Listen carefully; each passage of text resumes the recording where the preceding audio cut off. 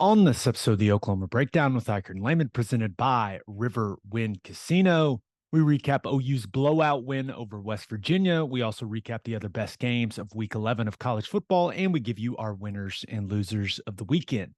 Please download and subscribe to the podcast, rate it 5 stars, and write us a good review. Follow the show on Twitter, Instagram, Facebook, and YouTube. Just search Oklahoma Breakdown on any of those, and you'll find us. All right, our man Michael Hosty will kick this thing off. It's time for the Oklahoma Breakdown. It's a beautiful Sunday, November 12th, and you're listening to the Oklahoma Breakdown with Ikard and Lehman, presented by Riverwind Casino. Riverwind is Oklahoma City's premier casino experience, and there are so many reasons why Riverwind is consistently voted OKC's #1 casino, but it all starts with their amazing variety of gaming thrills and excitement. Riverwind's beautiful award-winning environment plays host to more than 2,800 of the latest electronic games with a huge selection of table games, including blackjack, blackjack match roulette, and Teddy's favorite, craps. No matter what your game, Riverwind has it in spades and hearts. And to learn more about their gaming promotions and entertainment options in the month of November, all you got to do is visit riverwind.com. Riverwind Casino, simply the best. Now we're recording this Sunday afternoon. Please leave us a 5-star review and a nice comment. Ted, it's going to be so fun to do a happy podcast. I'm so excited. I'm excited. We played good. Feel like we played good both sides of the ball. And yeah, it's nice to play well, win, have a little positive mindset doing this thing, right? It is way more fun for us. Now, one thing, there are still a few tickets available for our live show on November 29th at Coop Aleworks in Oklahoma City. The link for the tickets is in the show notes on the podcast platforms and on YouTube. Please come out. We don't want people to not show up to that. That would be embarrassing. So please buy tickets. Yeah. Could you imagine we do it? There's like 12 people there. Oh yeah. Well, I think they'll be there. I think it's going to be a lot of fun. I awesome. I know I'm going to have a lot of fun. So Yep. and who knows, maybe we're talking about Oklahoma getting ready for a Big 12 championship game when we're doing that. Some interesting things happen this weekend. But before we get to that, let's break down what we saw in OU's blowout win over West Virginia. Ted, let's start on the defensive side of the ball. What'd you think about what you saw from the Oklahoma defense? Boy, it was a little concerning with that opening drive, wasn't it? You know, they just kind of hit us on everything. Hit some nice run plays, hit a nice pass play on the sail route. Just went right down the field on us and, you know, moved us out of the way on the final power play that they scored the touchdown on. We didn't fit it right and got out physical. And I was like, oh boy, but we settled in. The first drive, in my opinion, is always the most difficult drive as a defensive player because you're just not exactly sure what you're going to get. They're going to script up some stuff. We recovered excellent. I thought we were physical at the point of attack. Now, there's some things there on the defensive line, and we'll get to it, but I thought we held point good. We moved the front at the right moments. BV had some really good calls where we moved the front and, you know, would slant a little bit or run a stunt or a twist and time things up really good. But the defensive line, I thought, played really well. The guys on the edges on some of their split zone stuff coming back were really physical, doing a good job. You know, whenever you got the tight end coming across the formation, and we've talked about some of the split zone on here before, defensive end, you've got to sometimes, depending on what the fit is, get inside that and wrong arm it or spill it. And there's times when you do that where you've got to like turn your shoulders and go like super flat and there's just no punch there. I thought we were great at staying square, having some good fundamentals and punch and physicality to where there was no give there and it really defined stuff. I thought Isaiah Coe had a great game. He was incredibly strong at the point, had some nice penetration on some plays. I thought Jordan Kelly played well. I thought Downs and Trace Ford were really strong on the perimeter. So the defensive line, I thought, was good. Backer, it just makes so much difference having Stutzman out there. And he and Kip Lewis played the majority of the snaps, and I got to tell you, it's a game changer having those two guys out there. Kip Lewis can absolutely fly. He comes downhill. He's decisive. He pulls the trigger. He's physical. Those two guys being the starting inside backers is, I think we're much better. Now, Stutzman, I think he's still maybe adjusting to some of the Mike stuff because it's not just a seamless transition between the two spots. He missed some run fits. Nothing that got us killed, but on the wrong side a couple of times. But I would say that he played really well, especially on that ankle. And as the game wore on, he was limping and laboring more and more on that leg, but kept fighting through. We all know he's tough as nails. And I expect he's going to have a big jump in how that ankle feels from this week to the next, getting as much on it as he did. Let me jump in there on Stutzman real quick. I think he completely changes the attitude of the defense. Just him being out there on the field, the energy that he brings to that group, but also it's not just the ankle. Man, he's still wearing that thing on his neck from the stinger issue he had earlier in the year. He's got the elbow brace back on the left elbow. That thing was swollen up.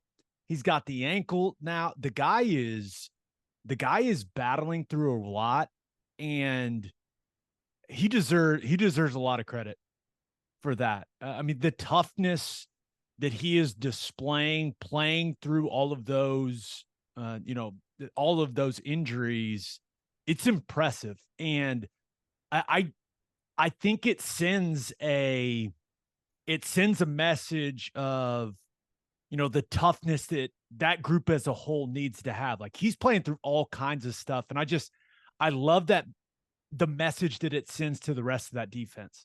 Yeah. Yeah. I don't remember when it was, but he and Co were going at it, yelling at each other on I don't know if they're calling the front exactly what it was, but and I don't know who was right and who was wrong. Maybe they were both right, or maybe they were both wrong. I don't know, but whenever you have, there's just maybe a sense of calm, and everyone understands that, okay, our leader is back, the guy that's, we could trust on the second level to coordinate everything. Thought he was really good. And he and Kip Lewis together, I'm telling you, it's good.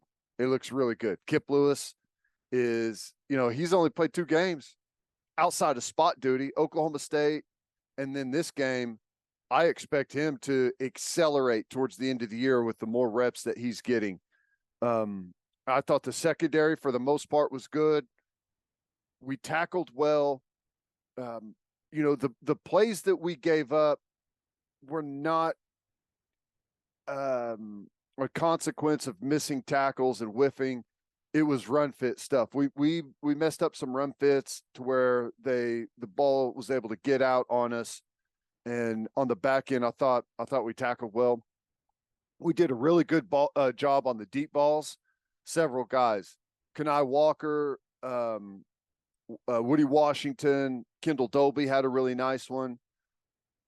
We gave up 1, 2, but for the most part, we did really good there.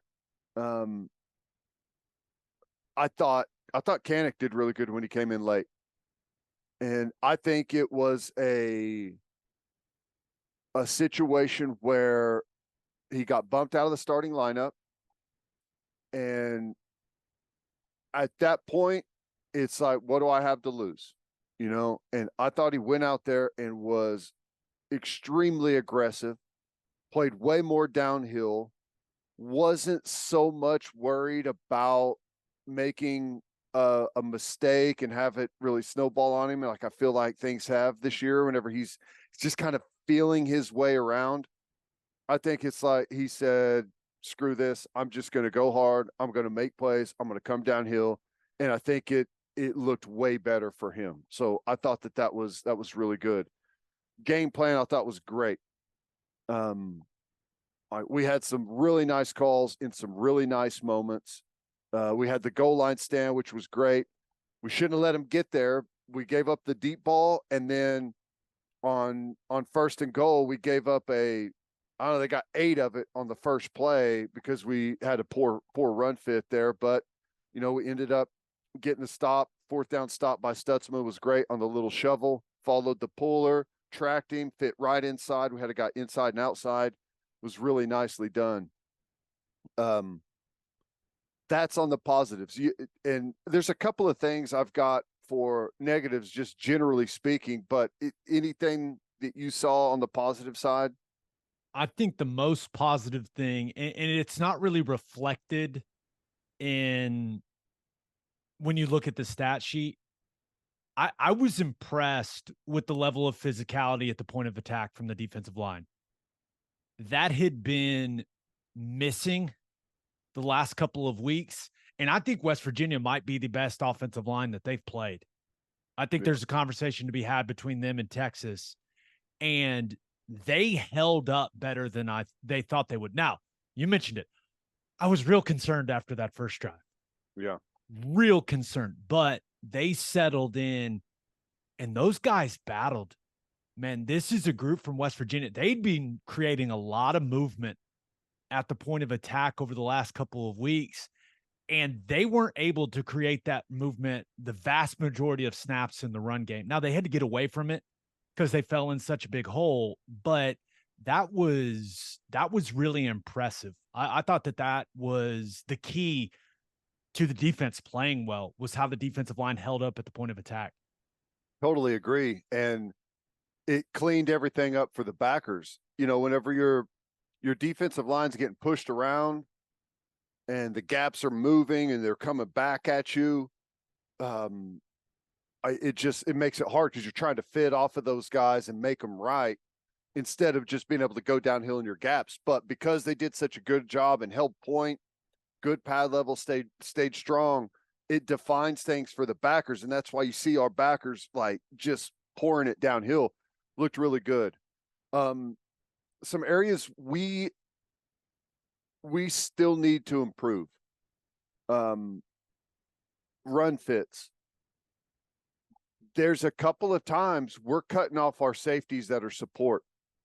And it happened on the touchdown run early on the first drive. It happened several times throughout the game. Now, you're going to misfit some things throughout the course of a game. 75, 80 snaps.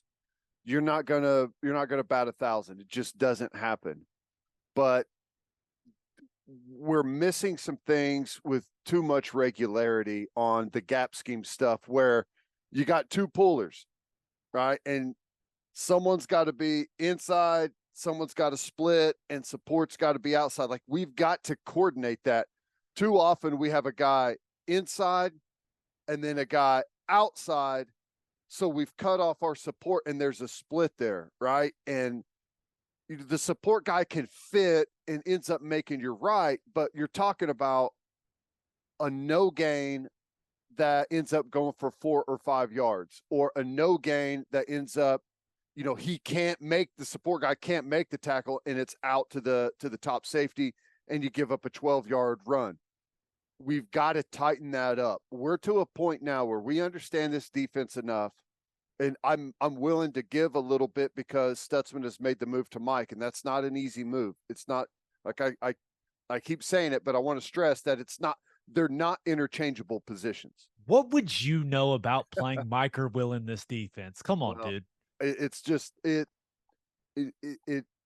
think, the 2 inside positions just kind of get lumped together at times, but we've got to tighten that up because it can burn us. It didn't burn us this week, but it did against Oklahoma State. We didn't have Stutzman in there, and it did against Kansas at times. We've got to tighten that up. Now, this has been a season-long thing. So there's been a couple of plays, like just watching this game against West Virginia. Stutzman he's come so far in his zone drops. I can see him.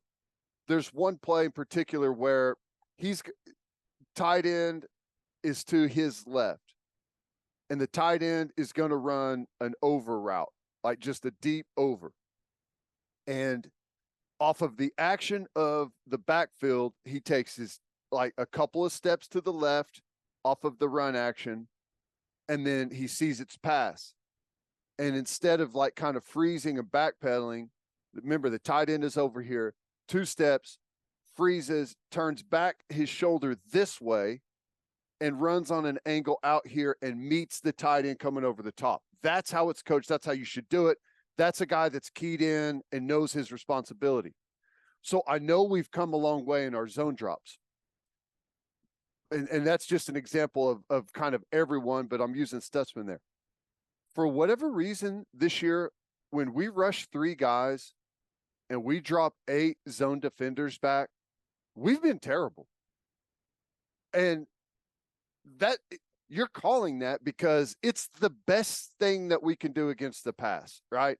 We're going to rush 3. We're going to contain Garrett Green, keep him in the pocket, and put it on his arm. We're dropping 8 guys. We should be over under everyone.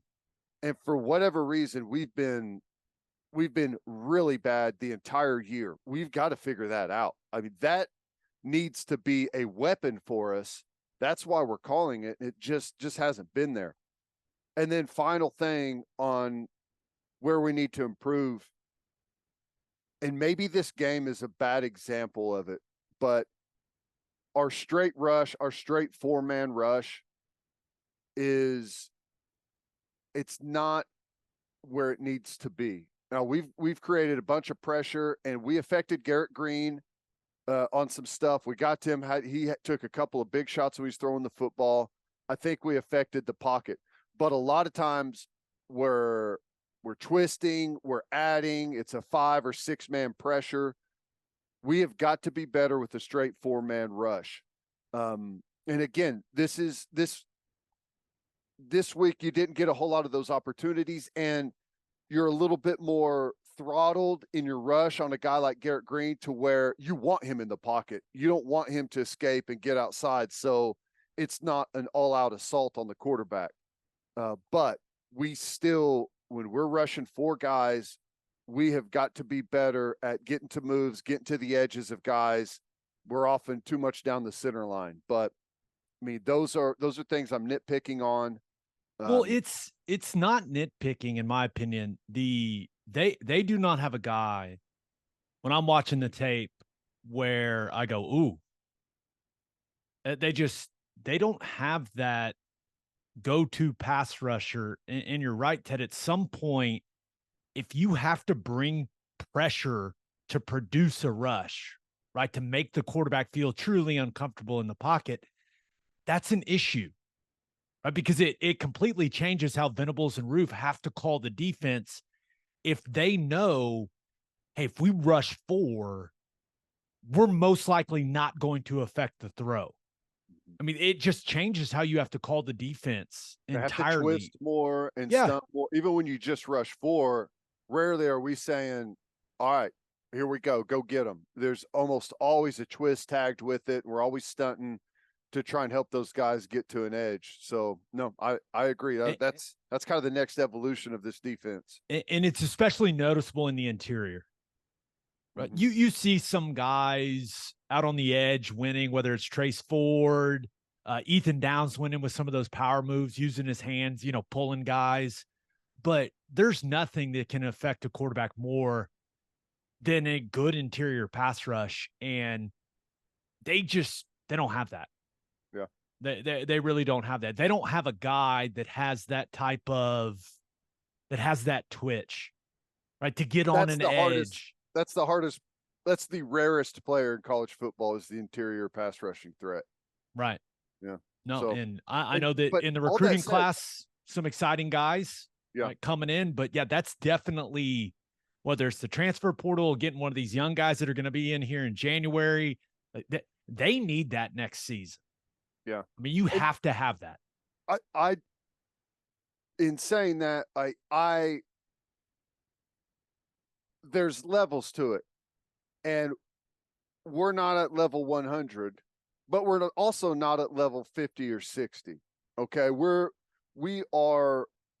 solid there, but it's like it's the next step of this defense is to where we get where we can just say we're running a 4-man rush, and sometimes those guys will coordinate what they want to do out there on the field. If they want to run a twist, they want to run a stunt, you leave that up to them. You guys call it what you want to run, but I think that's our next step. But all in all, tackling much improved. Just attention detailed in our coverages and in our calls, much improved. A much better game defensively. One other thought I had on the defense, and I like it. You're at home, you're underneath the lights. Group had a little showmanship to it. Yeah. Right? I mean, Yeah. some coordinated celebrations. They were asking the crowd to get it. I mean, it was over and over and over again. I liked it. It was fun to watch. I really enjoyed it. No, it was. It is. It's good.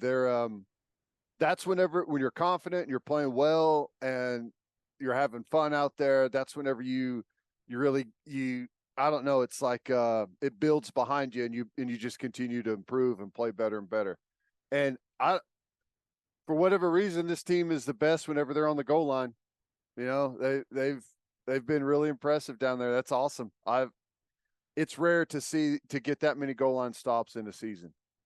I was talking to Ted Roof after the game, and I said, "Dude, you guys are the best goal line team in America."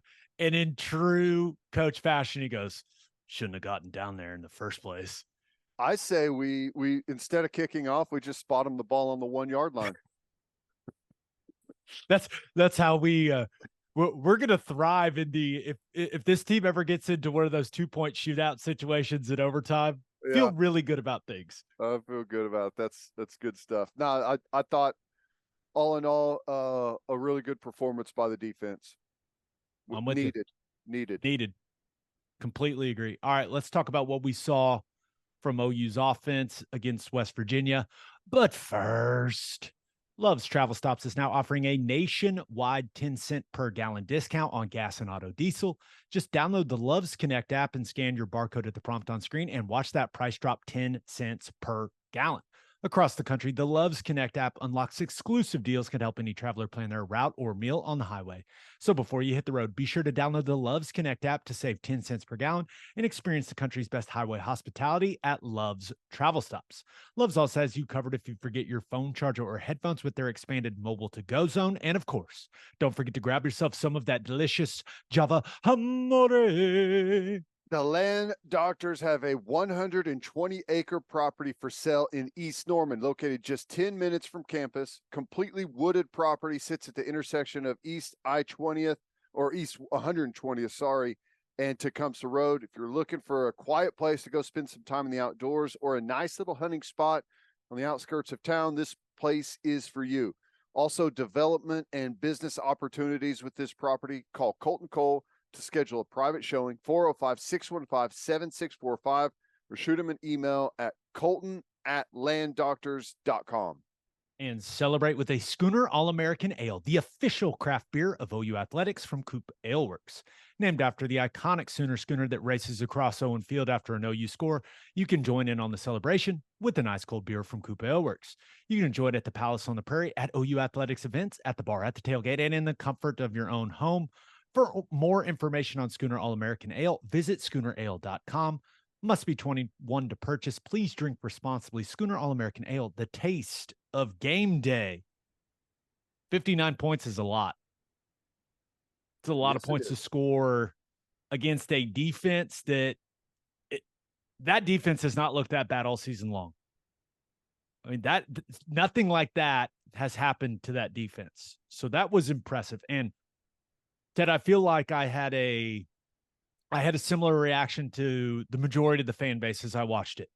It was exhilarating and it was frustrating. Right. Yeah. I think that's how a lot of fans feel watching that, because that is what this group is capable of when they don't have catastrophic self-inflicted errors. Yeah. I mean, it was awesome to watch, but I think we all were going, where was this the last 2 weeks? Yep. And that's fair. That's fair. But I loved how explosive and aggressive the offense was in this one. Jeff Lebby's received a lot of criticism, and a lot of it has been deserved over the last couple of weeks. I thought that was one of the best games he's called since he's been at Oklahoma. I The agree. way that they sequenced plays, the way that they built some things off of what they were doing in the run game. He just schemed some guys open. You think about Stogner catching a couple passes. He's just scheming them open in those situations.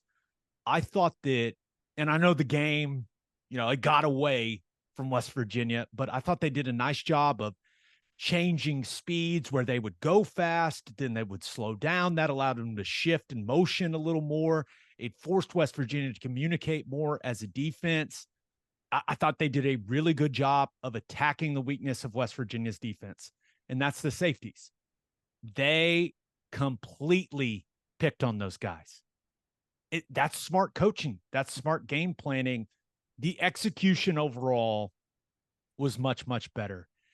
And ultimately, offense, it's just easier when you're producing explosive plays in the run game, in the pass game. 14 plays of 20 or more yards. That is fantastic. 59 points against the defense, that is not bad. No, they're okay, but they're not put up 59 bad. But that was really, really impressive. Frustrating, yes, with how the last couple of weeks have gone offensively, but those guys deserve a lot of credit. That was a hell of an offensive performance.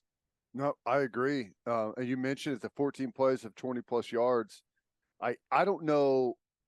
We had something like 5 or 6 20+ yard runs all season. And I think we almost doubled that in one game. I think we had 6 and we had 5 last night. Something like that. Yeah. And, it was great. I think Sawchuk, and I'm sure we'll get to this, is starting to find a nice little rhythm. I think the gap scheme stuff, our offensive line is starting to pick up and have some confidence there. So, yeah, seemed like there was a lot of really good stuff. Conversation has to start with Dillon Gabriel. 8 touchdowns. School record. A lot of good football players have played at Oklahoma. To have the school record for most touchdowns in a single game, it's a massive deal. And first of all, I just loved the attitude, the edge, whatever you want to call it, that he played with. I feel like we hadn't seen that the last couple of weeks. And he had an energy about him that I think it's very similar to Stutzman's effect on the defense. Yeah. When he's got that presence about him, I think it's infectious for the entire football team, especially for the offense. Now, it wasn't perfect. He missed some throws, right? You go back and you think of Stogner on the first drive of the game, on the boot levels concept. He's wide open in the back of the end zone. Dillon Gabriel just couldn't see him fast enough. He missed Drake Stoops in the end zone on what would have been a touchdown. So maybe Drake would have had 4, but that was the type of attitude I'm looking for from Dillon Gabriel. And as aggressive and on edge as he was, I loved how calm he was in the pocket. He trusted the offensive line. He just sat in the pocket with confidence. Eyes downfield. I was looking for it. Never glanced at the rush. I don't think he glanced at the rush one time in the football game. They were on him. And there was a couple where he was like surrounded by guys. He threw that one like right into 2 free blitzers right into his face. This is nice. Maybe my favorite moment of the game, though. Dillon Gabriel running up on number 12 after he may or may not have stood over Drake. He really didn't. He just kind of checked, see if he caught the ball, and he was frustrated and walked away. But he stood over him and glanced nonetheless. And Dillon Gabriel goes right up to him and gets in his face and lets him know how he felt about it. I just love that fire. Now, a lot of the fan base were wondering how he ended up on the ground in that scenario. Ted, I sent you the clip. When are the Oscars? No idea, but we need to submit it. We need to, because it is an all-time acting job from Dillon Gabriel in that moment. Better than Stutzman's at Tulsa, or I would say it's better because it was more subtle. and wasn't like 3 counts late. Yes, even the timing was better, but there was nothing there. I'm sorry to say. I wish I could come on here, people, and say, "Oh my gosh, it was egregious." The inside backer comes and just tries to separate. He's just playing like peacemaker between 12 and DG, and he barely touches him. And DG just, I mean, it was a James Harden like flop. That's good. But still, that doesn't take away from the fact that I absolutely love the display of leadership in that moment. And that stuff matters. Man, that stuff matters in a locker room. Him going and doing that matters. So I loved it, even though it was an all-time flop from him. I thought his best throw of the day was on Drake's second touchdown. Great route by Drake, right, to set the DB up. He kind of stems inside to set up the speed out there in the end zone. And then DG just lets it rip. I mean, throws it all the way across the field. Perfect placement. Timing was good.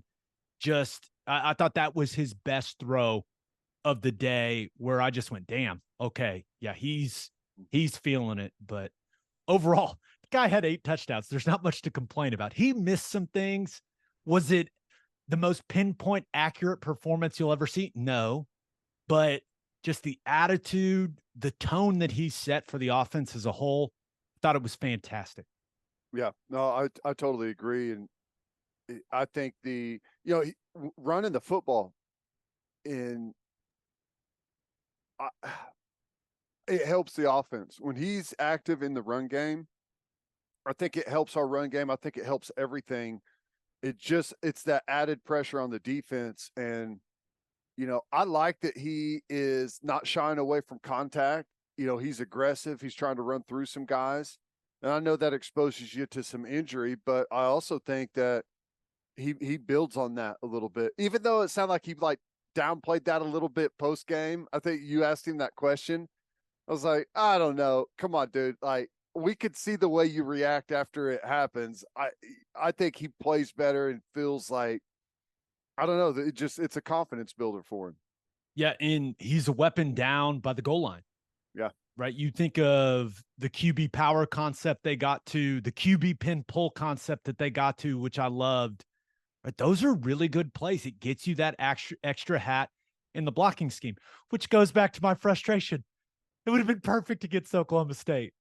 It would have been perfect, but we're celebrating this victory right now. I thought that, once again, he set a tone with the way that he ran the ball. Like attitude, toughness. Do you want your quarterback trying to truck stick guys in the fourth quarter of a blowout? Probably not. And I asked him about that. I was like, what do you think Levy's going to say? And he was like, you're such an idiot. His Levy impression was pretty funny. But I'm all about it, man. I'm all about the way that he played, like that edge, that attitude. It was awesome.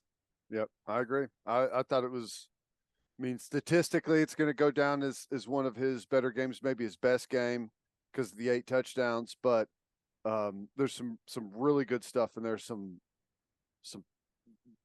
throws from the pocket with some chaos around his feet. Not a clean pocket was what was most impressive. Well, you say chaos. I know that we've grown accustomed to Baker Mayfield just standing back there with no one around him when he had 4 or 5 NFL offensive linemen blocking for him. I get that. The pocket's clean. Yeah. I don't mean like there's stuff there. Right. And he's not panicking and trying to avoid it. He's just staying composed and he's there. Yes. Trusting that they're going to, steer a guy across or whatever it is. He's just, he lets them do their work. I agree. All right. Running backs and run game in general. I thought the biggest difference between what we saw the last couple of weeks, even though run game the last couple of weeks has been pretty good, It's just Gavin Sawchuk breaking tackles. Mhm. There's not necessarily a ton more space being created by the offensive line. Just Gavin Sawchuk, he's breaking tackles, and then Dillon Gabriel adding a lot in the run game when West Virginia didn't account for him, right? Ripped off some big runs. When you look at Sawchuk, it's clear the confidence is growing. He has a better sense of the timing of the concepts. And more importantly, he's starting to run through some trash. We saw him run through some arm tackles in this one. We saw him bounce off some defenders like a pinball.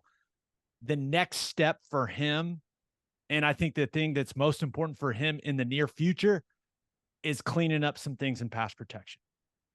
He looks a little unsure at times. He needs to use his hands a little better, right? Just kind of throwing shoulders and forearms. You got to use your hands at some point to be a good pass protector. And I would like to see the offensive line make the picture a little clearer at times for him in pass protection. But that's his next step in his growth process as a player, is to really get dialed into that aspect of the offense. But overall, man, it's just good to see him look healthy and explosive. And it's great to see that confidence growing. I agree. He's starting to, I like how his shoulders are staying square and he's kind of skating through some of that, the initial part of it, in almost setting up those blocks as the guys come around in some of the gap scheme stuff. It looks way better. And then, just the burst, you kind of skate, you set up some blocks, and then once you see the window, you kind of burst through. And I think some of the stuff on the edge, I thought Eric Gray was really good at this a year ago, setting it up, like taking your path wide, knowing you're going to cut back to get some space with that defender, and then leave yourself some room to cut back, or the opposite, stay tight and then give yourself some room to burst out. I think that stuff's going to come. I mean, I'm confident that the more carries he gets, the better he's going to look running the football, because that's what it's looked like the past couple of weeks. Yeah, I'm starting to get some Kennedy Brooks vibes from him. 100% agree. And now Kennedy he wasn't as explosive as Sawchuk is when Sawchuk is healthy, but he just had that feel. Mm-hmm. And he was tremendous. He was tremendous when it came to just running through the trash, especially with a powerful lower body. I think Sawchuk's going to end up being better than Kennedy Brooks, but that's like the feel I'm starting to get from the way that Sawchuk is running in this offense. I agree. Yeah, wide receiver. A little bit of when Le'Veon Bell had a couple of good seasons going, whenever he was just kind of like dancing. Yeah, everyone compares that. Le'Veon Bell was the best running back in the NFL in that period of time. So I'm gonna leave the comparison short of that just for now. Similar style. Gotcha. I'm with you. Wide receivers. I mean, what else can we say about Drake Stoops? 10 for 164, 3 touchdowns, could have had 4. He's our best player. Yep. Fantastic hands. The one catch he had where he's spinning in the air, catching it, hands catch, like almost was horizontal. He makes it look easy. That's an incredibly difficult catch. His long touchdown. I mean, just a beautiful route. Finds the hole in the zone coverage and then displays some speed. And by the way, when you make a play that cool, you should be able to spike the ball in the end zone. Yeah. That's just how it should be. And then displays the toughness that we all know him for. Catching his 3rd touchdown, taking a huge shot, which was a legal hit, but just an awesome catch. Snags it, protects himself, gets blasted, gets the air knocked out of him. I've talked to him about it after the game. He's like, I could not breathe. After I saw the replay, I was like, I think he's trying to get a targeting call. I think that's why he was just kind of like laid out on the ground. But it's in traffic. It doesn't, like, out in space, putting a DB in the spin cycle, running routes. He's got it all. It's crazy. It's so fun to watch. He's playing fast. He's playing with just an insane amount of confidence. One thing, and this is something when people talk to me about, the best players that I played with, something I always bring up with when I talk about Ryan Broyles is his sense of space and his just this innate sense to find the holes in zone coverage and to know where to sit down and just be able to feel it. Now it's a football IQ thing, but some receivers have it and some just appear to not have a natural ability for it. Drake Stoops has.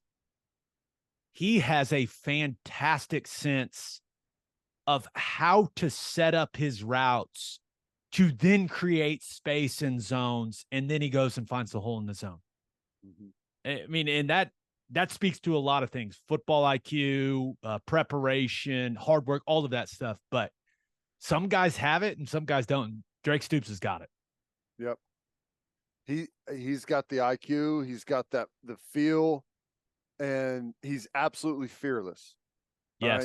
Right? He is fearless. And like that throw that, where he took the shot in the end zone, DG threw it in there. I couldn't believe he threw it into all of that. Like it was perfectly placed, but it's like he's surrounded by three guys, just goes in there, makes the grab. It's so awesome and so fun to watch, man.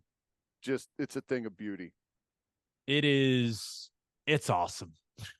I mean, it's awesome. We've known that guy since he was a kid, man. I know. To see him out there making those types of plays and having the impact he's having in his last go around, it's awesome. I mean, it's great. Jalil Farouk. I know he didn't get a ton of touches in this game, Ted, but he looks as fast as he's ever looked to me in these last couple. The way he looked on a couple of those kickoff returns, we haven't seen him play with that type of speed maybe ever in his career. How he looked on the jet sweep, I mean, just turning on the gas, man. Look decisive. Instead of kind of, some of those kick returns and on the edge at times, just looked like he's feeling it out a little bit, and he was explosive. Even the one where, he took the play from the backfield looked great. It did not look great from a blocking perspective. There were two unblocked guys in the backfield trying to tackle him, but to your point, he makes them both miss. A play that should have gone for -2, -3 goes for positive yardage. And it was because, I mean, the suddenness, the speed, it looks different. Yeah. I don't know. He didn't, when you look at the stats, he didn't have a big night, but I really like the speed and explosiveness he's playing with, and he deserves an assist on Drake's long touchdown, right? Yeah. You go back and watch it. He runs the clear out route that takes the deep zone player that opens up the hole that Drake finds to catch the football. And then he's blocking all the way downfield and basically pulls him into the end zone. That stuff matters, right? Especially this is a guy that he wasn't getting a ton of touches in this game, but still is playing with that type of effort and that type of unselfishness. That is great. Like, that's great stuff. Yeah, no, I agree. I think it felt like one of the better games as a complete wide receiver unit that we've had in a while. Didn't have the procedure stuff. Didn't have to have any drops. Didn't feel like we had any drops or any big drops. This was just like an all-around really solid game by the entire group. Yeah, Nick Anderson, he continues to be a big play machine. 4 for 119. Now, it would also, if he's just going to run a vertical, someone should probably carry the vertical. Just going to say, you can't let that guy, that talented, run right down the field uncovered and just let Dillon Gabriel throw it right to him. That's a bold strategy defensively, but he should have had a touchdown in the game. If DG just puts that ball a little higher, he walks into the end zone on one of those catches that he had. But he's got such an exciting future, Ted, and he's more involved now. More balls are coming his way. And the thing I really like is he's still blocking out on the edge. He's still blocking in the run concepts. Like, he's still doing the dirty work that got him more opportunities to start this season. And now clearly the role has grown with Andrew Anthony's injury. But the little stuff that I really liked early in the year, he's still doing that stuff. That stuff has not gone away since he's become a bigger part of the offense. And I think that says a lot about him as a player. Yeah, I agree. He's fun to watch, and I don't think he's hit his ceiling yet. I think he's going to continue to get better and better, be a more detailed route runner. Yeah, I'm happy with where he's at. Obviously, leads the country right in yards per catch. Pretty good. Pretty good. Pretty good. Jaden Gibson had the long touchdown. Ball was in the air for a long time. That's one of those situations where if you're nitpicking DG's performance, like, hey, let's put that on the line a little more. Mm-hmm. But he catches a touchdown. It's just good to see him have success. Now, I'm sure Emmett Jones, when they're breaking down that play, he will say, hey, you have to go attack that football and not wait for it the way that he did. That is, Emmett Jones has been preaching that a lot throughout the season. But if he can continue to improve during the week of practice, we had Emmett Jones on Coach's Corner last week, and that was what he said. Like, he's got to put together better practices in the week, but it's good to see him have success in the games, because that stuff matters. You carry the positive vibes of catching a touchdown in game into the next week of practice. So I was really glad seeing Gibson get that TD. Yeah. Now, was he on the field for the touchdown where Drake got hit by 12? I'd have to go back and look. I'm not sure. Because I thought maybe I saw like Venables and the coaches like running after him, like maybe he left the sideline and went out there. Well, don't say anything about it, man. What are you doing? Well, the conference is going to look at it. Maybe they can't see anything because we keep turning the lights out. Yeah, that was interesting. I guess that's like the unintended consequence, right? If you have something going on out there on the field during the light show. So, but that looked awesome. Like the intro and everything. The lights out was cool. Yeah, no, it was. Now, tight end wise, Austin Stogner, it was just great to see him catch some balls. Yeah. He continues to do a nice job as a blocker, continues to battle, whether that's the zone. Now, they were doing this interesting thing. It was like the split zone action, but he was inserting. So it was almost split zone insert. And it was a really effective play. And he did a nice job of coming back on that and just kind of feeling and reading what was going on with West Virginia's defense and finding guys to get a hat on. But thought Lebby did a good job scheming him open. He had the touchdown on the play action pop pass.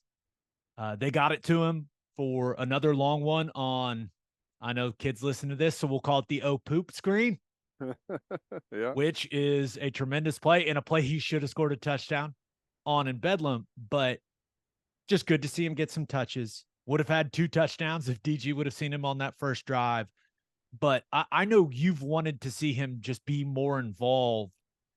And he's a guy, the speed just isn't there, but you can scheme him open, and that's exactly what Lebby did, and he was effective in this game.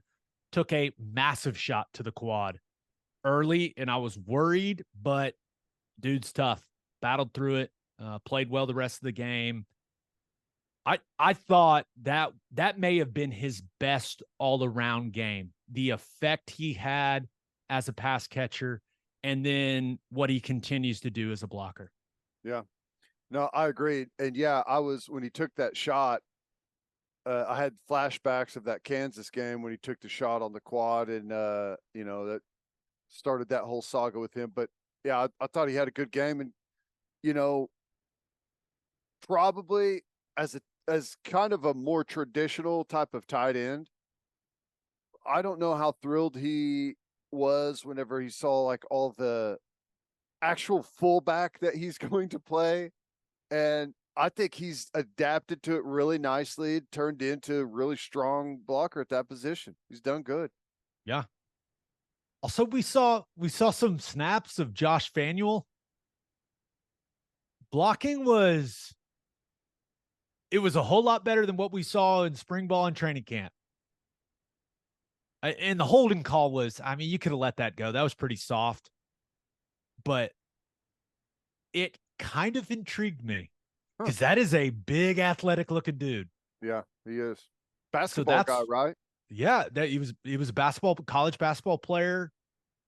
So there were some glimpses where I go, okay, what's this guy's future looking like? Something to monitor. Okay. Maybe not this season, but a full off season for that guy playing some more football. Something to monitor. All right, offensive line. First of all, really like the strain from them. West Virginia has a lot of old and strong guys in their front six. 91 is like maybe the best looking defensive end in college football. Do you remember when Under Armour first came out? Yeah. And they started putting like the Under Armour mannequins out, and it was like, yes. These things look ridiculous. He looks like one of those. He's just gigantic. 6'5", 290, just shredded. Yeah. He's someone's gonna draft him. Just by the way he looks. But the guy looks good getting off the bus. Yeah. But the run game overall was better, and it had a lot to do with Sawchuk. Now, this offensive line, they did a really nice job of targeting guys in the run game, right? Clear pictures, knowing where they're going. That stuff matters. And I thought they did a really nice job. There's still not a ton of space being created, but I've talked about that a lot in the past. It's more of a scheme thing than anything. The explosive runs were a result of Sawchuk and DG just ripping off some nice runs, breaking some tackles, DG making some good reads. It's really not that complicated. But the pass protection, it continues to be really, really good. There's some moments here and there, and they gave up a couple sacks, but overall it was solid. Let's start with Rouse. Played the way I've grown accustomed to him playing. Another solid performance. That false start, I'm sure, is going to bother him, but he did some solid things in a run game. He doesn't create a ton of movement, but he very rarely loses the battle, right? Yeah. It's usually stalemate at worst, which, hey, I'll take it. And he continues to display good strength in pass protection. Speed and twitch give him trouble, which what tackle does that not give trouble? But if a guy runs down the middle of him, right, a couple of these dudes from West Virginia are like, hey, I'm going to bull this guy. No, did not happen. And I don't know if this is the right time for this discussion or not, but the more I watch him play at this level, the more I think his future in the NFL is at guard, just with the way that he moves, but also the strength that he's got.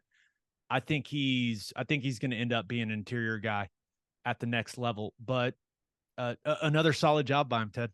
Yeah.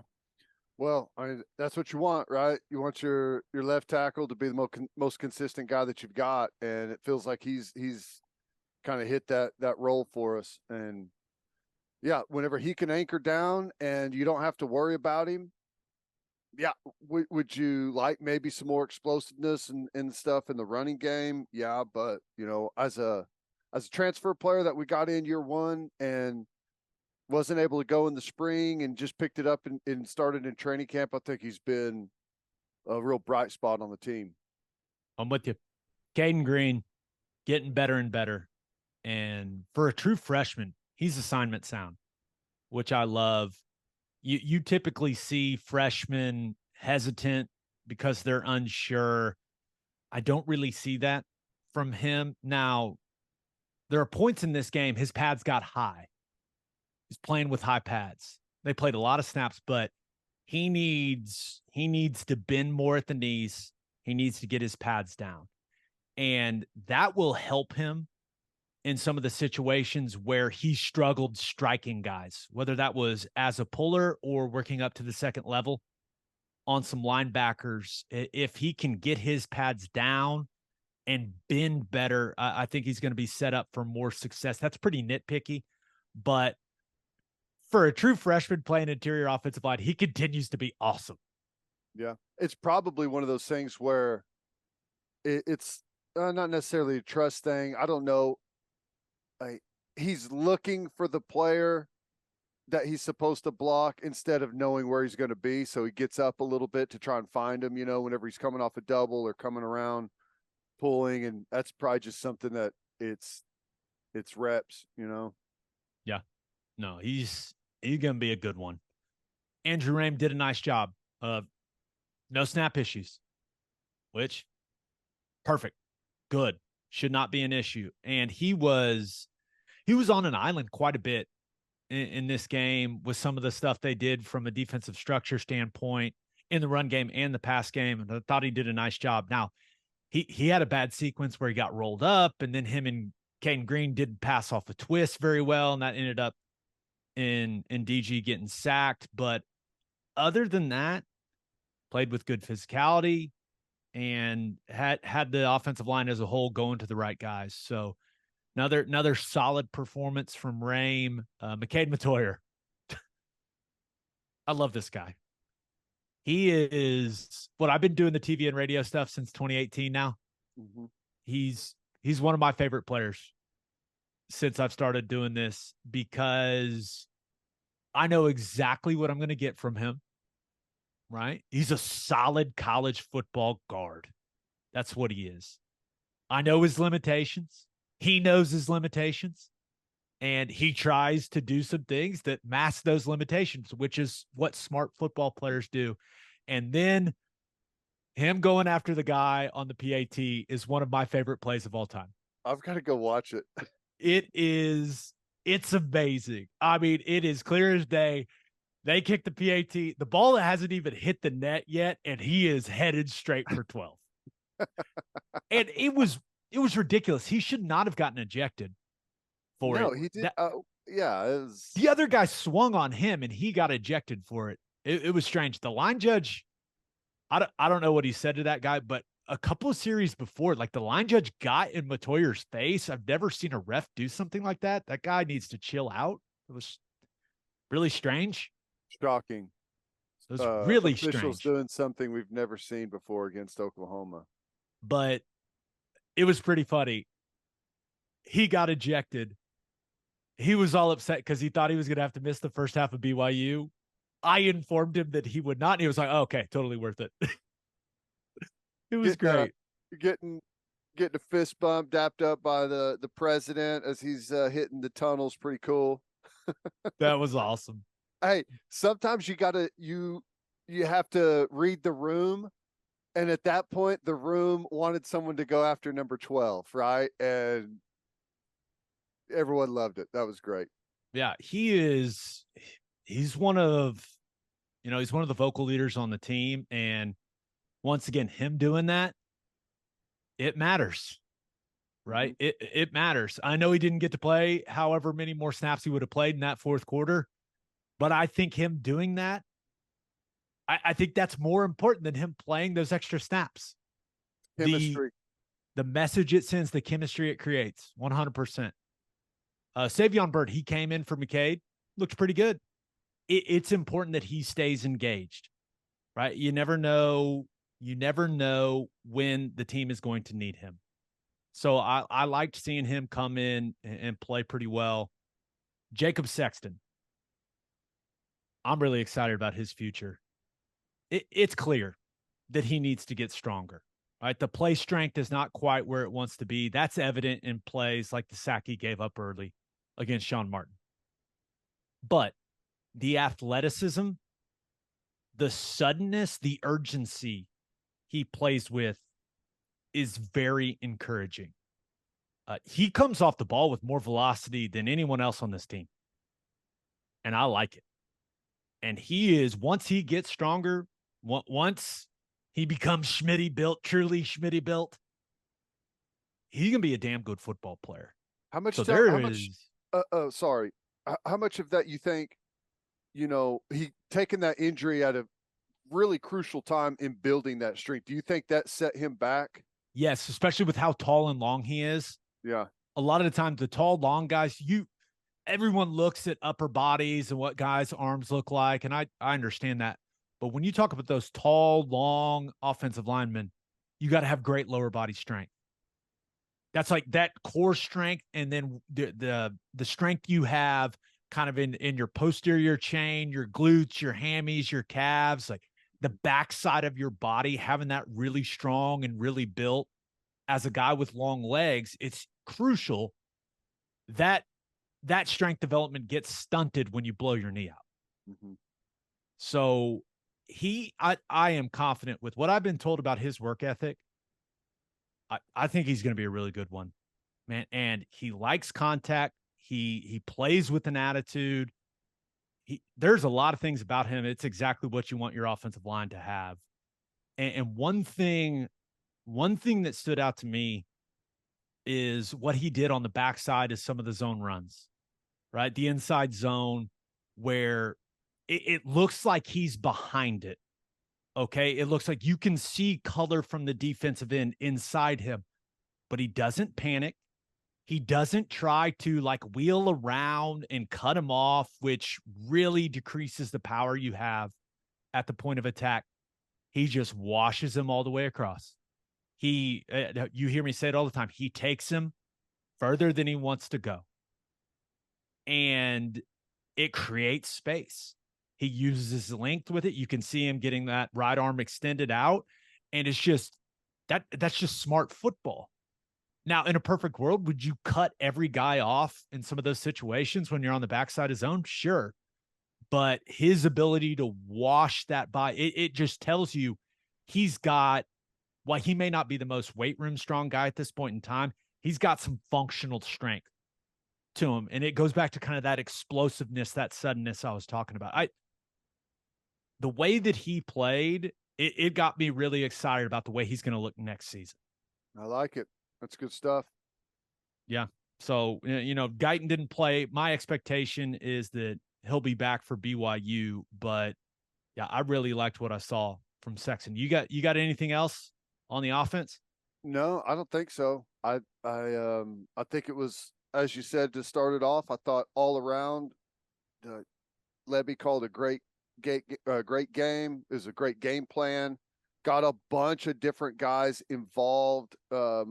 Sawchuk and Stogner and Stoops and Nick Anderson and Farouk, just spreading the ball around. Dillon Gabriel, obviously, in the running game, and the offensive line to tie it all together with a really nice performance. It's a good game.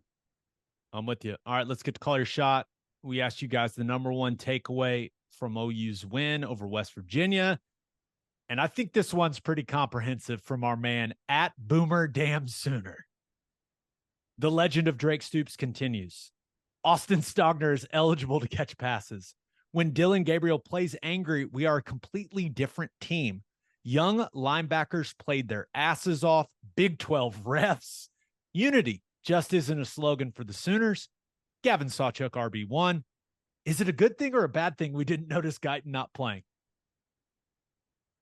I love that's a pretty good summation of what we saw. It is interesting because as I was scrolling the run through, I saw Guyton at the end and I was like, oh yeah, I forgot that he didn't play.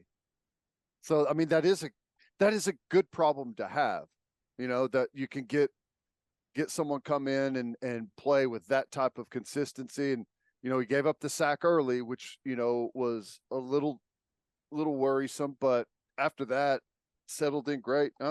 Some really good points in there. And yeah, Big 12 refs suck. How about the SEC chant? Did not see that one coming. That gave me a good chuckle. I won't lie. I didn't think we were going to hear an SEC chant from Oklahoma's fan base at any point in time. But when there was another call that this fan base is fed up about, the fact that they broke out the SEC, they got in the refs' heads. I loved it. Context is crucial. Okay. Context is crucial. I wouldn't accept the SEC chant under any other circumstances. That was perfectly done. Yeah. This other one comes from Brett Chilcote. He says very few plays called at or behind the line of scrimmage resulted in a ton of points. Weird. So I get this little chart. They and Oklahoma's SIDs, they do a tremendous job. They do a tremendous job of getting me the stats after the game before we interview some of the guys for the radio broadcast. And right here, it says behind the line of scrimmage, passes for Dillon Gabriel. 0 for 0, 0 yards, 0 touchdowns, 0 interceptions. Not one pass behind the line of scrimmage for Oklahoma in that game. Yeah. Be still my beating heart. Let's go. We also had the little like the tunnel and go. Was that Stogner that caught that one, right? Yeah. Down the sideline, and Drake was a secondary option on it. It was a good play. Yeah. All right, let's recap some of the other big games of week 11 in college football. But first, John Vance Auto Group has a deal for Oklahoma Breakdown listeners. Go to any of their 9 full-service dealerships in Woodward, Miami, and Guthrie. Tell them we sent you, and they'll give you $500 off. That's $500 off just because you listen to this podcast. They've been serving Oklahomans for 40 years. Family owned and operated. No matter what your vehicle needs are, John Vance Auto Group has you covered. They carry domestic brands such as Ford, Lincoln, Chevy, Buick, GMC, Chrysler, Dodge, Ram, Jeep, and Wagoneer. John Vance Auto Group's goal is to give unequaled service and to exceed customers' expectations in every way. You can find all the information about their lifetime loyalty program, browse their entire inventory, and find the John Vance dealership near you at vanceautogroup.com. And attention business owners, you need Insurica in your life. Insurica is one of the country's largest insurance brokers with 30 offices throughout Oklahoma, Texas, and the Southwest. Insurica is able to customize programs by accessing the latest information from many insurance carriers. They compare and contrast coverage offerings and pricing in order to design a cost-effective, comprehensive program to meet your business's specific needs. If your business partners with Insurica, you'll save huge amounts of money and take back control of your total cost of risk. If your business wants to be best in class, connect with Insurica at insurica.com. That's INSURICA.com. And head to the garage for hand smashed patties, butter toasted buns, and ice cold beer. It's the perfect spot to watch any big game, and with all the garage locations being open at 10 p.m. or later every night, it's the go-to late night spot. Visit eatatthegarage.com to find a location near you and order online from the garage in your neighborhood. Week 11 of college football. Let's start in Happy Valley. Michigan goes to Penn State and wins 24-15. Michigan wins without Jim Harbaugh on the sidelines. You had the Michigan versus everybody stuff going on. So many distractions. Sherrone Moore interview after the game? I was going to save that for the end of this recap, but sorry. No. What did you think? First of all, Sherrone Moore, Boomer Sooner, brother. Let's go. What did you think of the post-game interview for him? I thought it was cool. I think I don't know. I guess sometimes you don't know. At first thought, I'm always like, what are we doing? But I guess you never know, like, the whole story of what all's gone on, behind the scenes, and maybe the chaos and like the conversation he had with Harbaugh. Some of that stuff you just never know. So I'll give it the benefit of the doubt and say it was cool. Okay. I thought it was hilarious. Boomer Sooner, Sherrone. Proud of you, man. But he's not dead. Jim Harbaugh's still alive. I know. What do you think Blake Corum thought? Because he was standing there watching. He was like, "Oh man, I didn't know we were going to go there." Yeah, Blake Corum standing there with that gash in between his eyes, probably like, "Do I need to cry now? I should cry. How do I cry? How do I force myself to cry?" No, it's clear. Jim Harbaugh means a lot to Sherrone Moore. Michigan means a lot to him. Sherrone Moore should be thanking Jim Harbaugh. Be like, "Hey, I think you're going to make me the next coach at Michigan. This is awesome." But no, it was. You should have called for his firing right there, or he take the interim spot. Hey, and you know me, I am a crier. I'm an emotional person, but I was watching it live and I was laughing. I was just like, this is hilarious. What is happening? I was watching it and I didn't know what he was saying. So all I could see is him like looking at the camera and like pouring down tears. So I was like, oh man, I wonder what he's saying right now. Oh, but hey, it was a great win. Great win for Michigan. And going into that one, you and I kind of thought, hey, if not now, then when for Penn State and James Franklin, and maybe never. I that Sounds like offense, everyone came to that conclusion at the same time after this game. that offense just they couldn't help their defense enough. They do not have enough playmakers. They may not have a playmaker at the wide receiver position. And Drew Aller, he did not look good in this game. Now, I do not understand why Michigan is so conservative offensively. I don't understand why they don't trust J.J. McCarthy more, but I kind of get why they were as conservative as they were with the way that Penn State's offense was looking, Ted. I think it's one of those things where they keep it where they need to. There's no reason for them to ask him to do more when they don't need him to do more, right? And maybe that you know handicaps them a little bit whenever they get to a moment where they do need him to do more and he hasn't been there and hasn't made those throws and they haven't put it on him. But for the time being, it is like it's like a slow controlled death. You remember Austin Powers whenever he's driving the big steamroller and the guy's out in front going, no, and he's like, move, move, move, No, get out of the way, get out of move, the move. way. I feel that's like the way Michigan beats you, right? It's slowly happening and it just like overwhelms you and you look up and they didn't throw the football one time in the second half. Like it's it's just it's like a slow moving glacier is how they beat you and there's not a whole lot you can do about it and they don't do anything flashy, but the question is there a moment whenever they have to have that, and since they haven't opened it up very much this year, are they going to be able to do it whenever they have to? It's really the only question, and maybe they never have to though. Yeah. That's the other thing.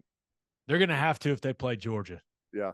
They're going to have to open it up, and we'll get to that. But what'd you think of Franklin going for it on the 4th and 6 at his own 40? What, there was about I think just under 4.5 minutes to go in the game, and it just looked so bad when you saw the result of the play.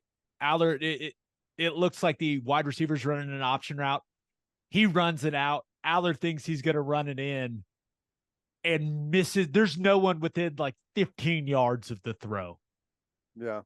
Which made the decision, it kind of magnified the decision when it looked as bad as it did.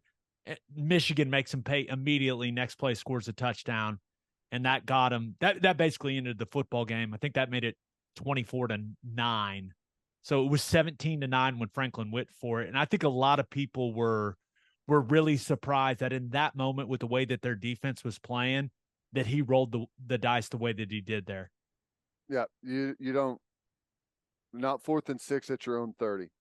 Now, there may be the thought that we never get the ball back. But at that point, you've got to punt it and you got to try and get it back. That's at your own 30. That's just how you got to do it. It's not what you want. That's just a risk that you can't take in that moment, in my opinion. You shouldn't. I thought Neil Brown made some mistakes going for it and some play calling stuff. But yeah, I'm not behind that decision at all. My two big takeaways from this game were I no longer think Michigan's the best team in the country. I'm gonna have to see more from the offense. I'm gonna have to see them open it up and push it down the field a little more, because you're not gonna be able to beat Georgia or Alabama or several other teams, maybe even Oregon, without producing some explosive plays in the passing game. I just don't think you're going to be able to. I think they're going to beat Ohio State. It's what this is where I'm at with it. I'm just going to need to see Ohio State beat them. They've been able to bully Ohio State. Yeah. I don't think they can bully Bama, Georgia. I don't think maybe they could even bully. But Florida State's okay, but I know Florida State's going to produce some explosive plays offensively. Oregon's got guys that can produce a lot of explosive plays. Mm-hmm. So that's where I came away from this game going, okay, yeah, Michigan's really, really good.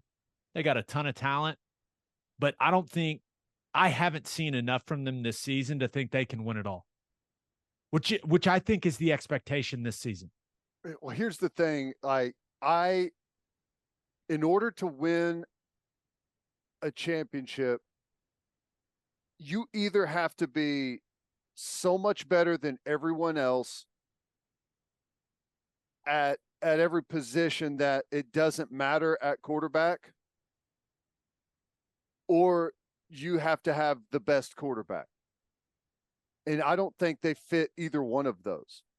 I don't think they're even, I mean, at best, they maybe are a wash with Georgia, but they're not better at quarterback. No. They're not better at quarterback than Bama, which is an interesting thing to say at this point in the season, considering how it started, right? Milroe he's found a rhythm. He's found a rhythm.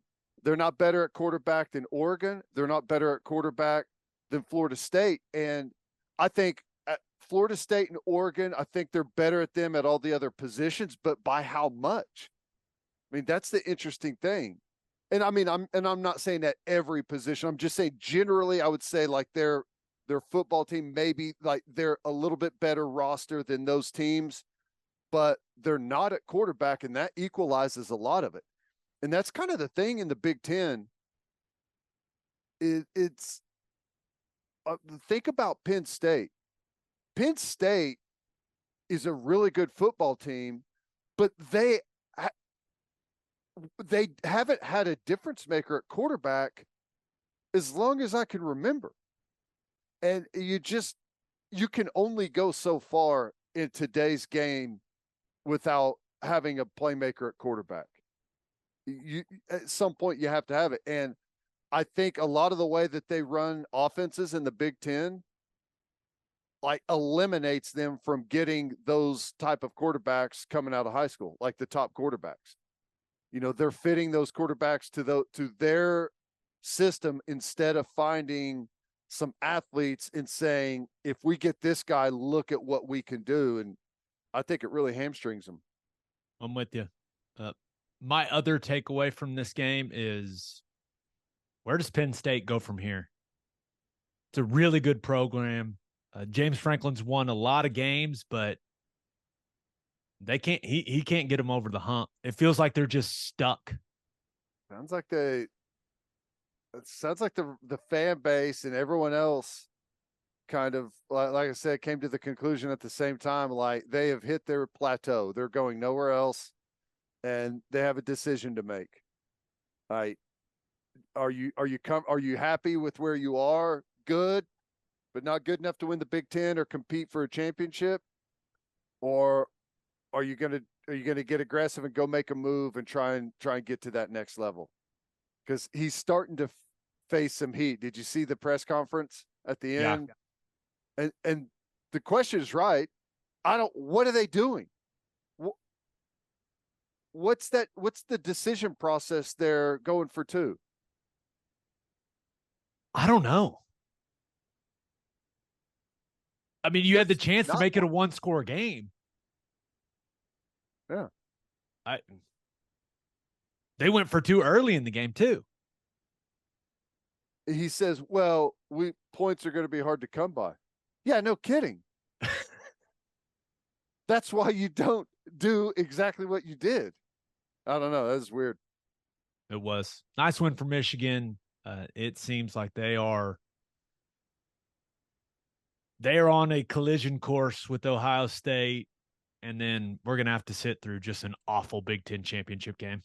If they lose to Michigan, someone at Ohio State's going to have Jim Harbaugh killed. They're trying they're trying to kill him.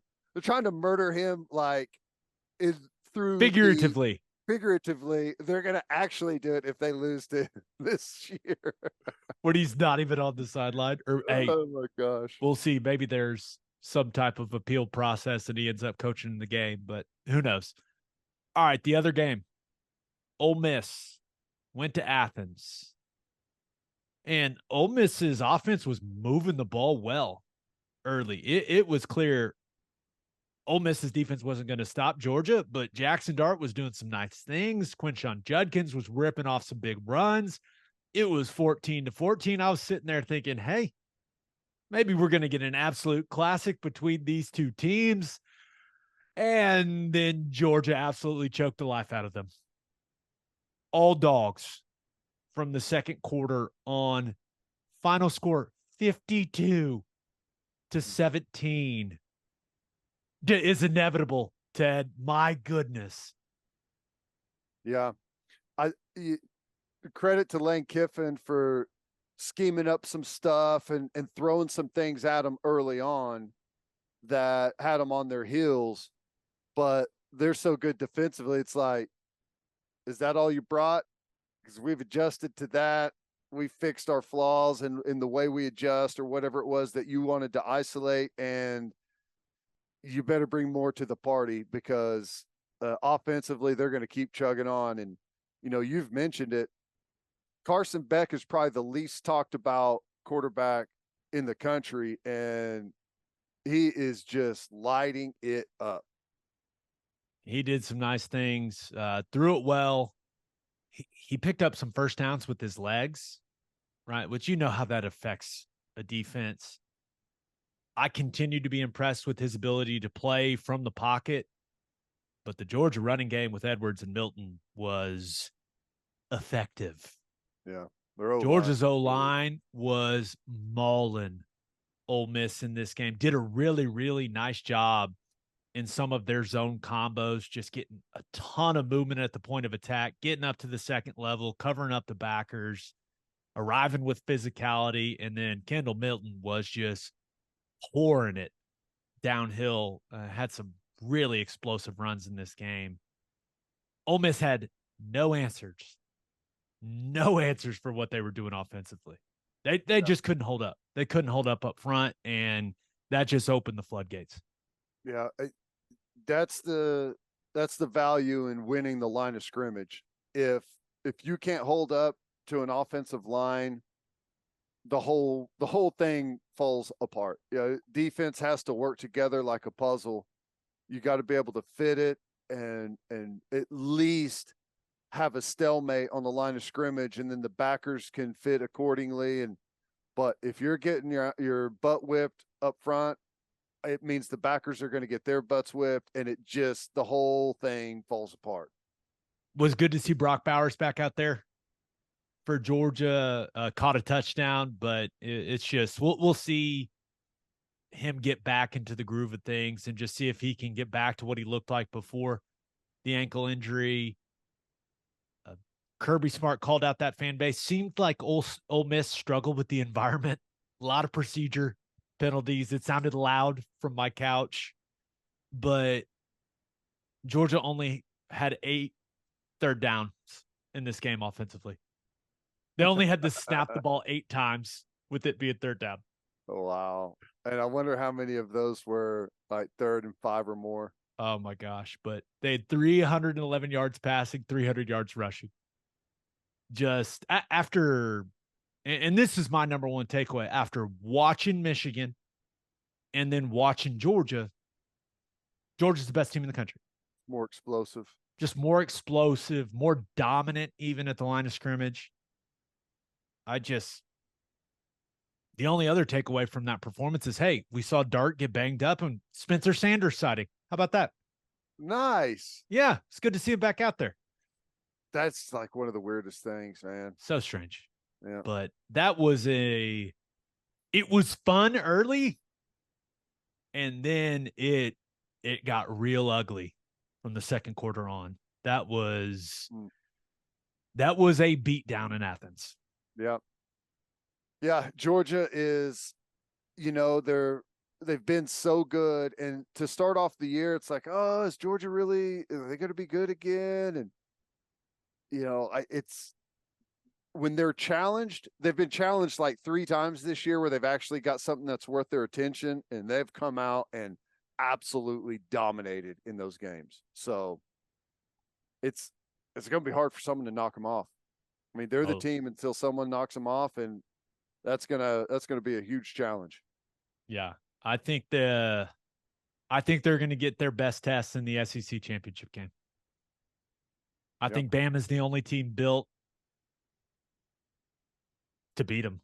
Yeah. Milrow's going to have to be great. We'll talk about that when we get there.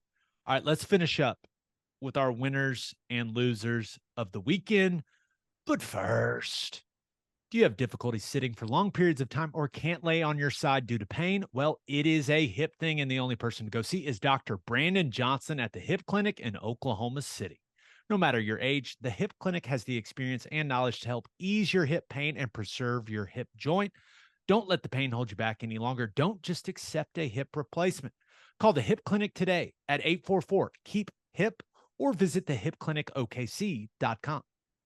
Bishop McGuinness Catholic High School represents a tradition of educational excellence in Oklahoma City. Grounded in a faith-based education, Bishop McGuinness offers a college prep curriculum that includes 22 AP courses, participation in OSSAA athletics, and numerous clubs and organizations for students to join and grow. If you want to provide the best possible educational and spiritual development for your children, contact Bishop McGuinness Catholic High School or visit bmchs.org. Financial aid is available. As always, Ted, kick us off. Who do you have as your winner of the weekend? University of Central Florida. They Whoa. played a beautiful football game in ugly weather, wearing beautiful uniforms. I like the baby blue. Hold on. You are always saying, when I turn the TV on, I want to be able to know who it is when I see the jerseys. You didn't know that was UCF. This goes completely against what you always say. Okay, but you're missing the key point of when I say that. Okay.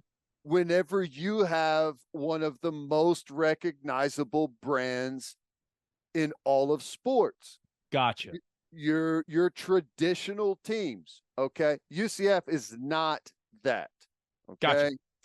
Fair. I never thought I would like baby blue when it comes to football unis, but for whatever reason, I've started to. I thought they were good, but that was an ass kicking. They were all over Oklahoma State from the beginning. They went right down the field. First time they had the ball, scored a touchdown. Plumlee looked unbelievable throwing deep balls, dropping dimes in the running game. They explosive runs everywhere, and they shut Oklahoma State down. Bowman looked like Johnny Unitas against us a week ago and was completely disoriented against UCF. Throwing bad balls, getting them intercepted, indecisive in the pocket.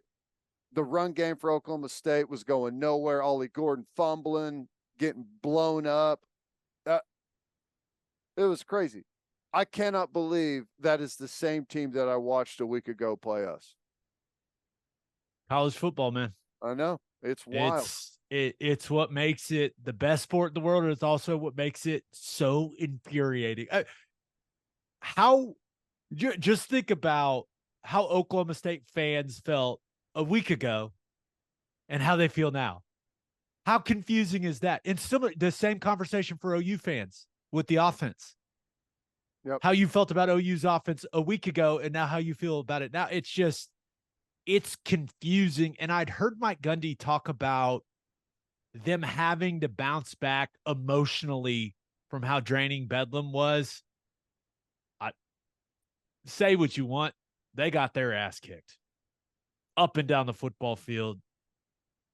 That's just how it goes sometimes in college football. But yes, that was shocking to not be able to run the ball at all against the worst rush defense in the Big 12 was, I mean, just really disappointing. I don't know what else to say. Yeah, I think the elements, obviously being on the road, the downpour of rain.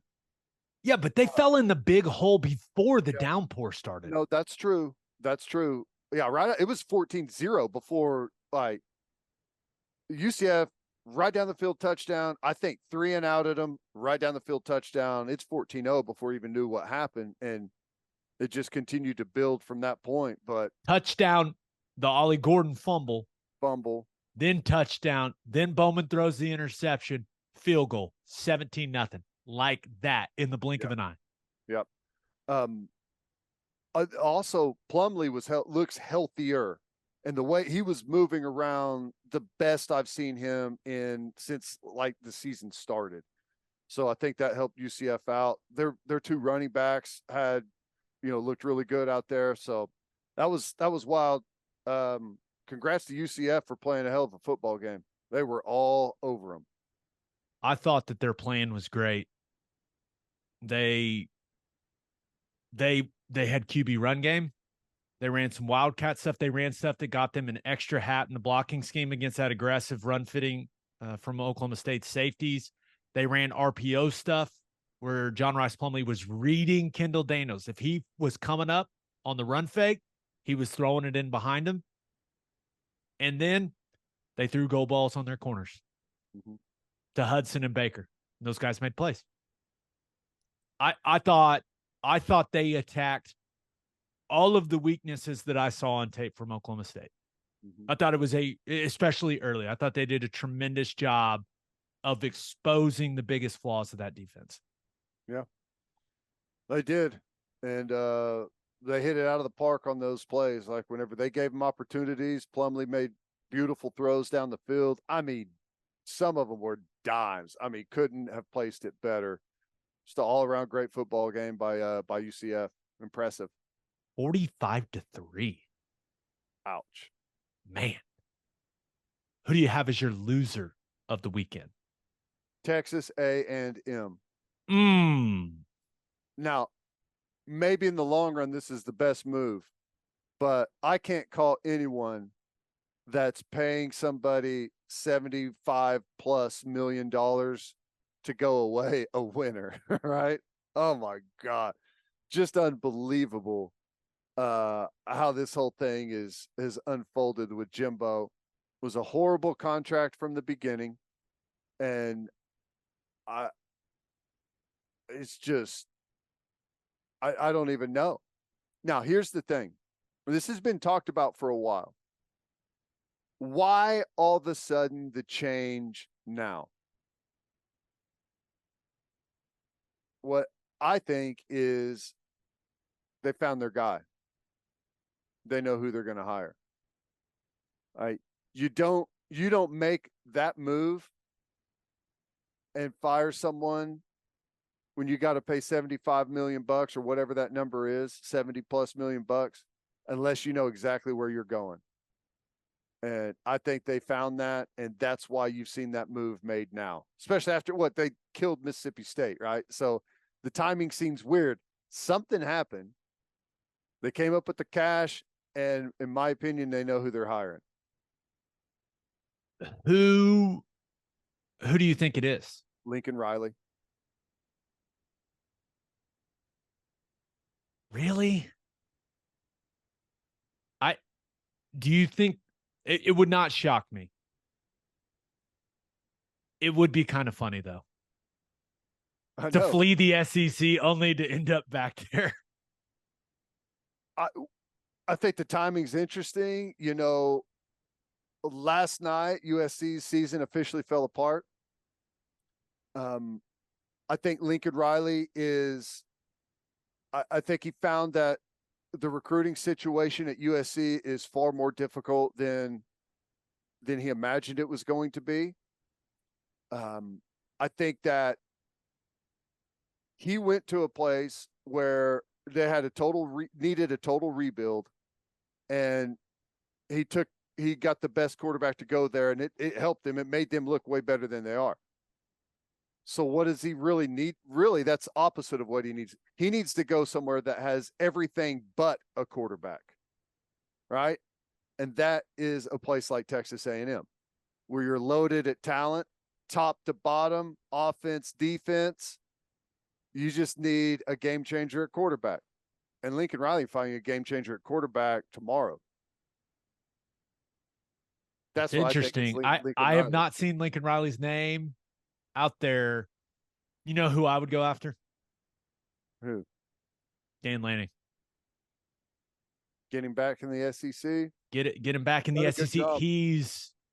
He's killing it at Oregon. But when you think about the future of Oregon being in the Big Ten, it feels strange, right? And Lanning, he just seems like a guy that wants to be in the fight there in the SEC. And Texas A&M, when you think about what makes Oregon, the NIL stuff, Nike, like all of that, A&M has the resources to do everything that Oregon's been doing. Now, maybe not the Phil Knight Nike part of things, but A&M is they're still Adidas, aren't they? Like they're a massive school for Adidas. Like they're one of the focuses of that brand. And I don't know, he just feels like a guy that should be in the SEC. And I've been really, really impressed with what he's done at Oregon so far. I have too. My only counter to that would be, I think that's going to be a hard sell to the money bags whenever they want offense. You know what? Yeah, but Georgia, the teams that are destroying A&M are built by defensive guys. No, that's true. That's true. I mean, that's and they just had their offensive guy in Jimbo, and how'd that go? No, that's true. I don't know. We'll see. I said on my radio show a long time ago, Lincoln Riley is going to go to Texas A&M, but I think that's a long shot. But to me, it's the thing that makes sense. Like, why now? Something has happened to where, like, Oregon has a chance to go win a national championship. You didn't strike a deal all of a sudden with Dan Lanning. Lance Leipold? He's not. Is he? I don't know, man. Is he flashy enough to? No, I don't think. I don't know.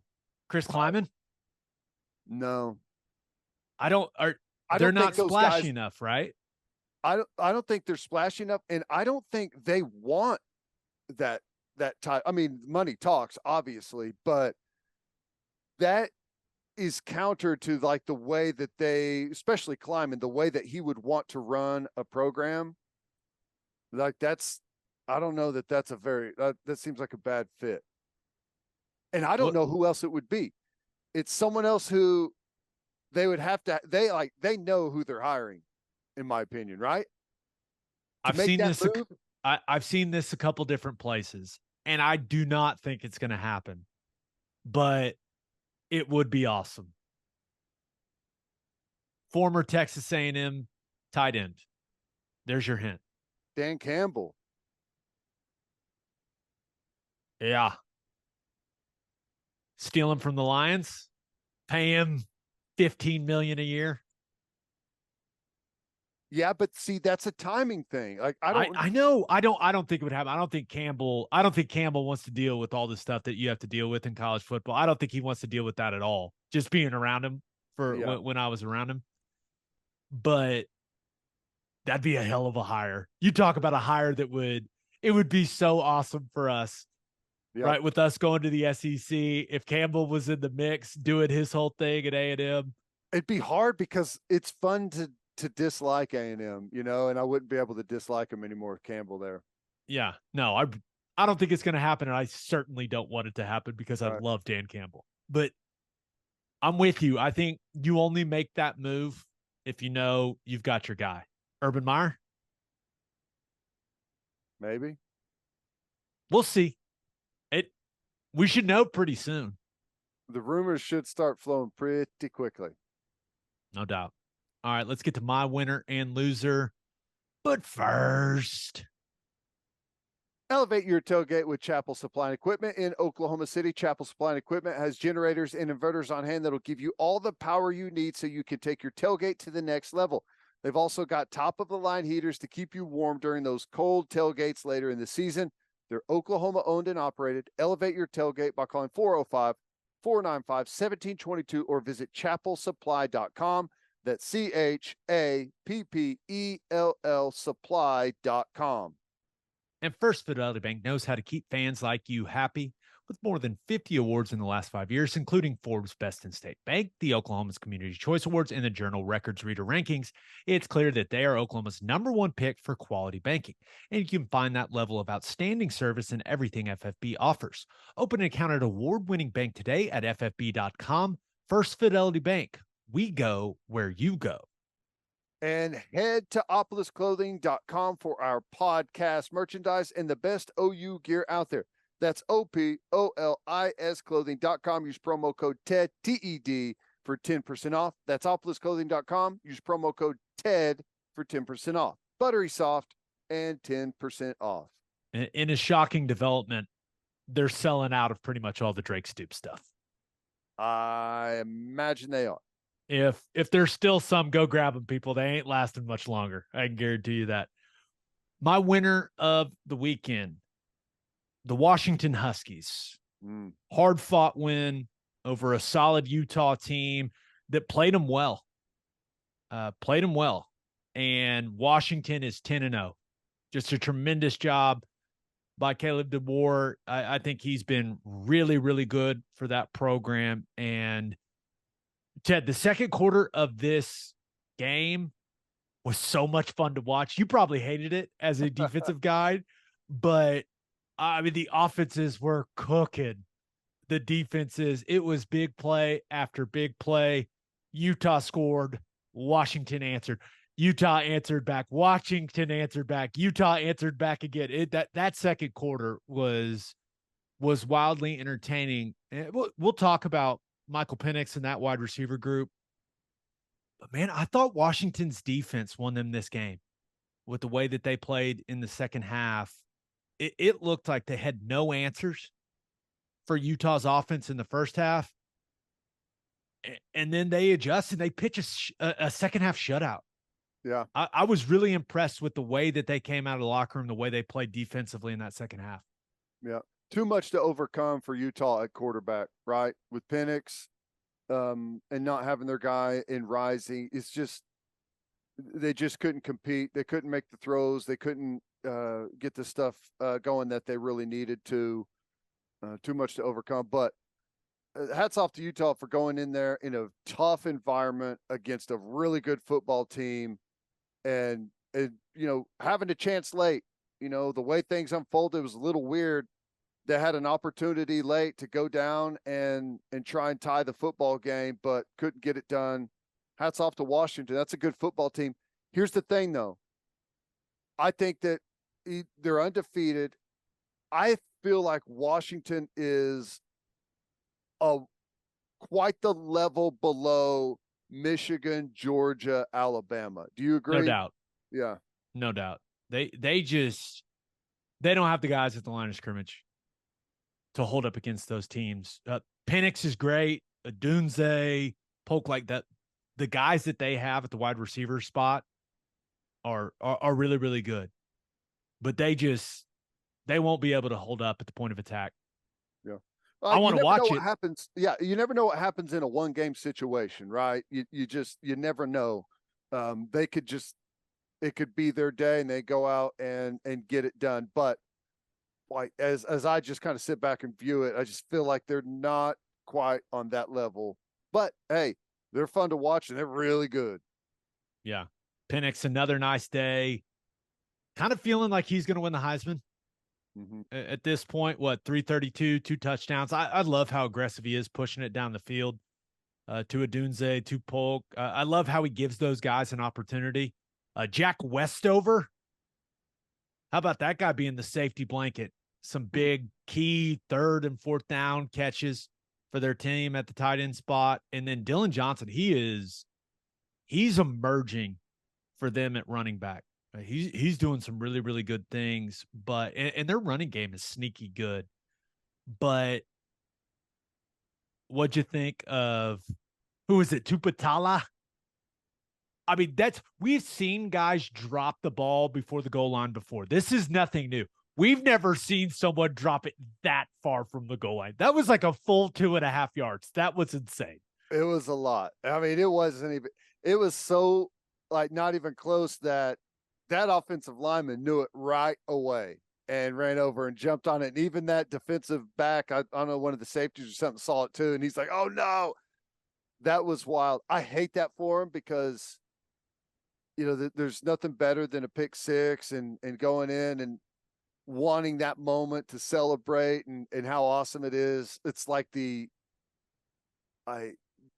highest of highs immediately followed by the depths of hell. All right. to know instantly, obviously you don't get the interception, the pick six, you know that, but it's the immediate thought of knowing that everyone in the world's going to think you're the biggest moron of all time, which, you know, just don't even make it close. Well, don't even make it close. The other guys on his defense had his back.